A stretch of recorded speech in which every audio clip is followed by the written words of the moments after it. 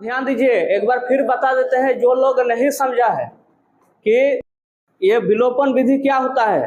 कभी कभी पूछेगा कोई, आके पूछ देगा कि विलोपन विधि क्या है, तो हड़बड़ा के उल्टा पुल्टा कुछ बता दीजिएगा कि दोनों को घटाव कर देना है। सिर्फ ये बताने से नहीं चलेगा। विलोपन विधि को जो बनाया था, जो पहले सबसे पहले इसका सूत्र निकाला था कि कैसे करना है, तो कौन निकाला था? क्या बोले? गॉस नाम है। समझ में आ रहा ना? क्या नाम था? गॉस का और आगे नाम था। हाँ, ये टाइटल है, उसी गॉस के नाम से ही जाने जाते हैं, लेकिन किताब में यहाँ पर नहीं लिखा गया है। ठीक है, तो विलोपन विधि किसने सबसे पहले निकाला है? गॉस ने। अब वो क्या उसके लिए क्या बोला है? ठीक है, विलोपन विधि क्या होता है? अगर कोई रैखिक समीकरण है तो रैखिक समीकरण क्या होगा? एक या दो या तीन चर, चार चर, ऐसे में रैखिक समीकरण हो सकता है। समझ में आ रहा है? हम लोग 10th क्लास में कितना चर में रैखिक समीकरण पढ़ते हैं? 2 चर में। कितना चर में? 2 चर में। समझ में आ रहा ना? कितना चर? 2 चर में। ये 1 से 2 या 3, जैसे जेड हुआ, उसके बाद टी हुआ। अगर 2 चर में रहेगा तो एक्स वाई रहेगा, 3 चर में रहेगा तो एक्स वाई जेड, 4 को चर में रहेगा तो एक्स वाई जेड और कुछ रहेगा। समझ में आ रहा? तो ये 1 से ज्यादा, मतलब 2 से ज्यादा चर में भी हो सकता है, लेकिन 10th क्लास में कितना तक है? 2 चर। समझ में आ रहा? अब इसका काम क्या है कि रैखिक समय, जैसे विलोपन, नाम से ही क्या पता चलता है? विलोपन का अर्थ होता है विलुप्त करना। अब विलुप्त मतलब किसी चीज को हटा देना या गायब कर देना, गायब हो जाना। समझ में आ रहा ना? क्या हो जाना? गायब। अब यहाँ गायब किसको करना है? ये जो चर राशि है, ये क्या राशि है? चर राशि। तो किसी समीकरण में जो चर राशि है, उस चर राशि को गायब करना है। समझ में आ रहा? कैसे गायब करना? कि एक को छोड़ के, ऐसा नहीं है सबे को गायब कर देंगे। सबे को गायब करना है नहीं, एक को छोड़ के बाद बाकी जो भी चर राशि होगा उसको गायब कर देना। तो जैसे 2 चर में होगा, अगर हमको x को रखना है तो y को गायब करना है, और y को रखना है तो x को गायब। समझ में आ रहा ना? या विलोप करना है। अब इसके लिए क्या क्या प्रयोग किया जाए, क्या करेंगे जो वो गायब हो जाएगा? तो उसके लिए जो उसका गुणांक है, गुणांक को बराबर करना, गुणांक को बराबर करना है। अब बराबर करने के लिए क्या करना है? या तो गुना करना है या तो भागा करना है। समझ में आ रहा? या तो गुना या तो भाग। ठीक है, उसके बाद जब दोनों बराबर हो जाएगा तब देखना, तब उसके बाद का स्टेप क्या होता है? या तो घटाव करना है या तो जोड़ना है। समझ में आ रहा? या तो घटाव या तो जोड़ना है। ठीक है, अब घटाव कौन स्थिति में करेंगे और जोड़ कौन स्थिति में? ठीक है, घटाव वह स्थिति में करेंगे जब, हाँ, दोनों का चिन्ह जो रहेगा, ठीक है, दोनों चर राशि का चिन्ह क्या रहेगा? समान रहेगा। जैसे प्लस और प्लस रहा, या माइनस और माइनस रहा, दोनों चर राशि का, तो इस स्थिति में क्या करेंगे? इस स्थिति में घटाव का प्रयोग करेंगे। समझ में आ रहा ना? सबको समझ में आ रहा? और दोनों का चिन्ह अगर उल्टा पुल्टा हुआ, ठीक है, अलग अलग हुआ, तो उस स्थिति में क्या करना है? जोड़ना है। जैसे एगो का चिन्ह प्लस रहा, दूसरे का चिन्ह माइनस रहा, या पहले का चिन्ह माइनस रहा, दूसरे का प्लस। अगर यह चीज इस प्रकार रहता है तो इस स्थिति में क्या करना है? जोड़ना है। क्या करना है? जोड़ना है। दोनों समीकरण को क्या करना है? जोड़ना है। समझ में आ रहा ना? समझ में आ रहा? अब इसको हम एग्जाम्पल के सहायता से समझेंगे तो और क्लियर हो जाएगा। ठीक है, बढ़िया से समझना है। सबसे आसान विधि विलोपन है। ठीक है, अब जैसे क्वेश्चन नंबर 3 को देखते हैं। क्वेश्चन नंबर 3 ना,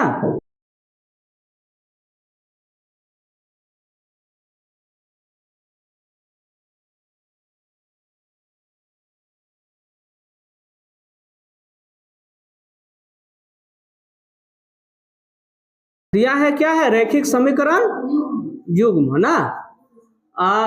युग्म का अर्थ होता है 2 गो, तो यहाँ 2 गो रैखिक समीकरण दिया है। ठीक है, तो पहला वाला समीकरण बताइए। 3x - 5y -4 बराबर 0, इस प्रकार है। ठीक है, इसको हम ऐसे इस 4 को हम उधर लेके जाएंगे तो मेरा क्या हो जाएगा, सुविधा हो जाएगा। ठीक है, तो इसको क्या करते हैं, इसके नीचे भी लिख सकते हैं या इसको साइड में भी लिख सकते हैं। जहां लिखना है लिख लीजिए, 3x माइनस 5y बराबर 4, 1 नंबर समीकरण। ठीक है, हाँ, और दूसरा वाला बताइए। 10 मिनट नहीं, दूसरा वाला बोलिए। 9x बराबर 2y प्लस 7।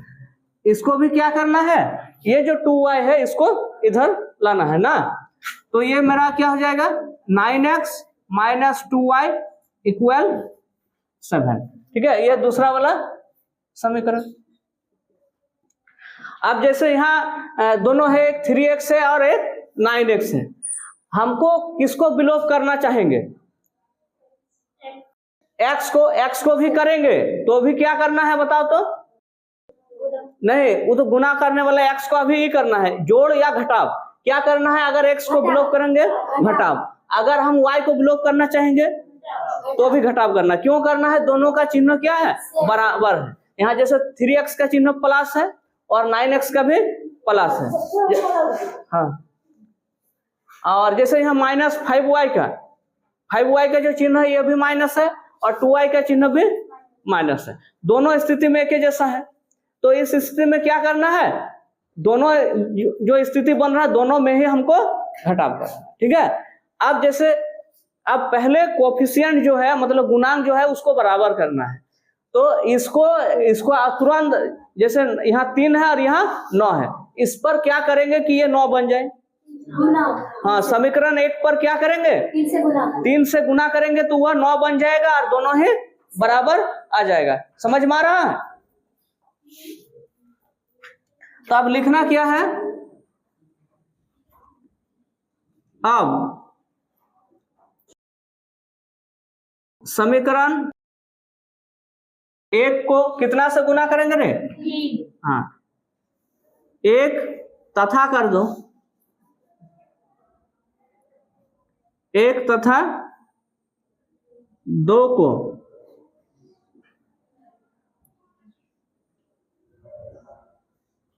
क्रमशः 1 को कितना से गुना करना है, 3 से, तो 1 को 3 लिख दिए, तथा अब जो 2 है इसको गुना करना है, नहीं करना है, तो इसको इस जगह क्या लिखना है, 1, जिसको नहीं करना है उसको 1। ठीक है, गुना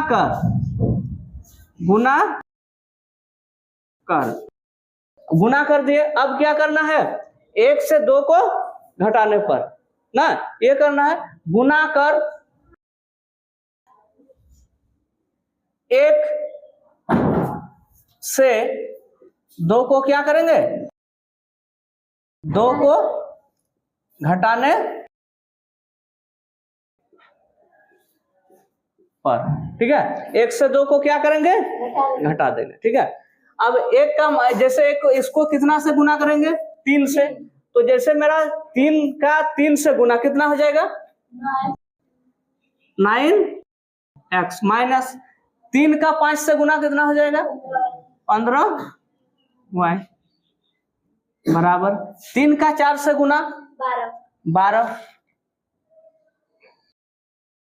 और इसको 1 से गुना करेंगे मतलब वही रहेगा। ठीक है, उतना ही रख देना है, 9x माइनस 2y बराबर 7, इतना रह गया। अब चूंकि दोनों का चिन्ह बराबर है तो घटाव करना है, पहले ही यहाँ लिख दिए हैं, समझ में आ रहा ना, घटाव। तो घटाव करने के लिए घटाव का चिन्ह लगा दीजिए, लगा दिए यहाँ पर। अब घटाव करने का अर्थ ये है कि जो उसका चिन्ह रहेगा उसको चिन्ह को क्या करना है, बदल देना है। जैसे अगर ये प्लस है तो इसका चिन्ह माइनस, और माइनस रहेगा तो प्लस, तब इसका घटाव हो रहा है। ठीक है, और अगर ये प्लस है तो ये माइनस। ठीक है, अब इसका अर्थ ये बना कि जो 9x है वो प्लस नहीं है, वो क्या है, माइनस है। जैसे 2y माइनस 2y था, अब ये माइनस 2y है, क्या है, प्लस 2y, ठीक है। और जो 7 है वो भी -7। अब जैसे 9x से 9x जाएगा तो क्या हो जाएगा रे, ये कट जाएगा, ठीक है। अब जैसे ये 15 से अगर 2 जाएगा, दोनों का चिन्ह अलग अलग होने पर क्या होता है, घटाव होता है। तो 15 से 2 जाएगा तो कितना होगा, 13, कितना होगा, -13y। अब इस स्थिति में हम क्या बोले हैं, चिन्ह किसका लगाएंगे, जो बड़ा संख्या होगा उसका चिन्ह लगाएंगे। तो यहाँ बड़ा संख्या कौन है, 15, 15 का चिन्ह क्या है, माइनस, तो यहाँ -13y लगाएंगे, ठीक है, बराबर। यहाँ पर भी जैसे एक प्लस है और दूसरा माइनस, यहाँ भी घटाव होगा। तो 12 से 7 जाएगा, कितना होगा, 5 होगा। 5 तो लिख दिए, लेकिन इसका चिन्ह क्या लिखेंगे, प्लस लिखेंगे, क्योंकि जो 12 है, जो संख्या है 12 वो बड़ा है और उसका चिन्ह प्लस है, तो यहाँ भी प्लस होगा। अब प्लस को आगे लिखने का जरूरत होता है, नहीं, तो नहीं लिखना है। अब y का मान कितना हो जाएगा, y बराबर 5/13, और ये माइनस इधर लगा दिए, समझ में आ रहा ना, हो गया। दे सकते हैं, बिल्कुल, अच्छा नहीं लगेगा एक एक बार में ऊपर कर। अब ये y का मान रखना है कि दोनों में से कोई एक समीकरण में रख देंगे, ठीक है।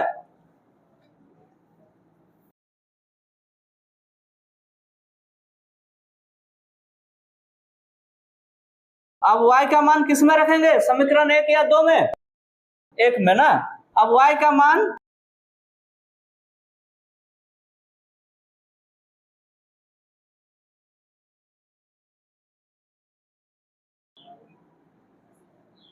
दो में रखेंगे तो चलेगा या नहीं चलेगा, 2 में भी आंसर आएगा और बिल्कुल एक ही आंसर आएगा, दूसरा नहीं आएगा, समझ में ना। दोनों में रख सकते हैं, जिसमें सुविधा होगा उसी में रखना है, ठीक। तो अभी हम 1 में रख दिए। एक मेरा है क्या, 3x - 5y बराबर 4, 3x - 5y बराबर 4। ये 3x - 5 गुना y का मान कितना है, -5/13 इक्वल 4। इधर 3x हो गया, माइनस का माइनस से गुना किया होगा प्लस। अब जब भी ये गुना करता है, ये 5 का किससे गुना होगा, 5 से ना 13 से, 5 से, क्या कि ऊपर से ऊपर का गुना होता है, नीचे का नीचे से गुना होता है। क्योंकि 5 भी ऊपर में है और ये 5 भी ऊपर में है, तो 5 का 5 से गुना होगा, जा रहा है, चलिए।